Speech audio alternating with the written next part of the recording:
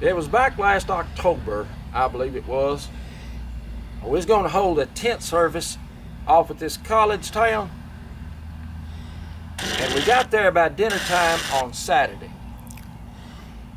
And different ones of us thought we ought to get us a mouthful to eat before that we set up the tent.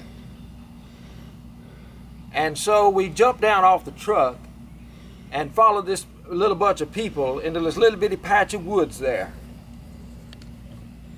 And pretty soon we come up on a sign that said, "Get something to eat here." And I got me 2 hot dogs and a big orange drink. And before I could take Gary a mouthful of that food, this whole raft of people come up around me, up like, and got me to where I couldn't eat nothing, and I dropped my big orange. Well, there wasn't so much we could do but move with them. And we kept on going up through there, and pretty soon we come to a sign that said North Gate. And we went on through there. Pretty soon we come upon a young boy, and he said, "Ticket, please." And I said, "Friend, I don't have a ticket. I don't even know where it is that I'm a-going." Well, he said, "Come out as quick as you can." And I said, "I'll do her. I'll turn right around the first chance I get." Well, we kept on moving up through there, and pretty soon everybody got to where it was as they were going, because they partied, and I could see pretty good. And I looked down there, and I saw this whole raft of people sitting on these 2 banks and looking at one another across this pretty little green cow pasture. And someone had took and drove white lines all over it and put all kind of posters in it, and I don't know what all. And I looked down there, and I seen 5 or 6 convicts running up and down and blowing whistles. And I also saw these pretty girls wearing these little bitty short dresses and dancing around. And so I thought I'd sit down and see what it was that was going to happen.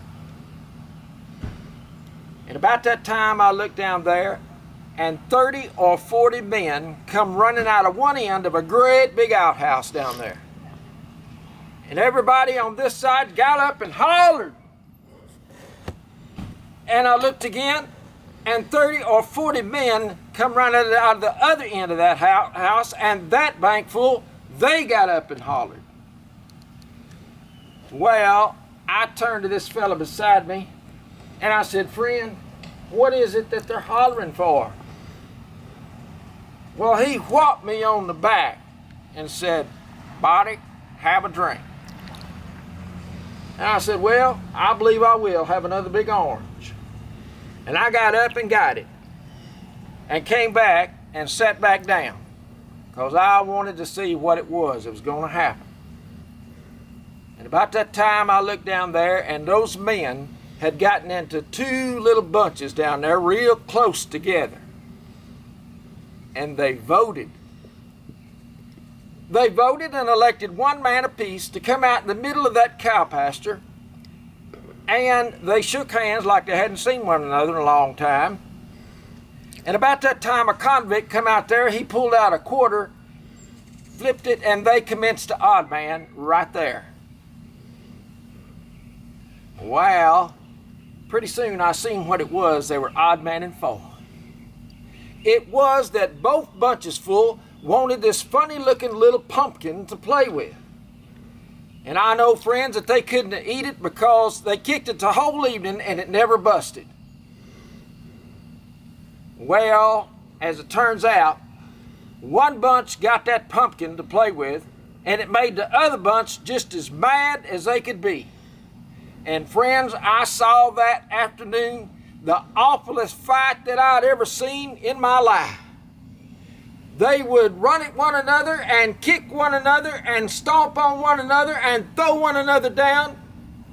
And as soon as one would get hurt, they would tote him off and run another one on. Well, they did that as long as I sat there.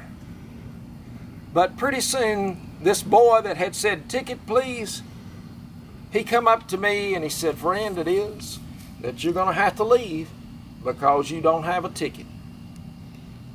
And I said, "Well, all right."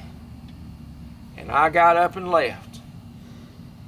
And I don't know, friends, to this day what it was they were doing down there. But I have studied about it. And I think that it's some kindly of a contest to where they see which bunchful of them men can take that pumpkin and run from one end of that cow pasture to the other without getting knocked down or stepping in something. I thank you.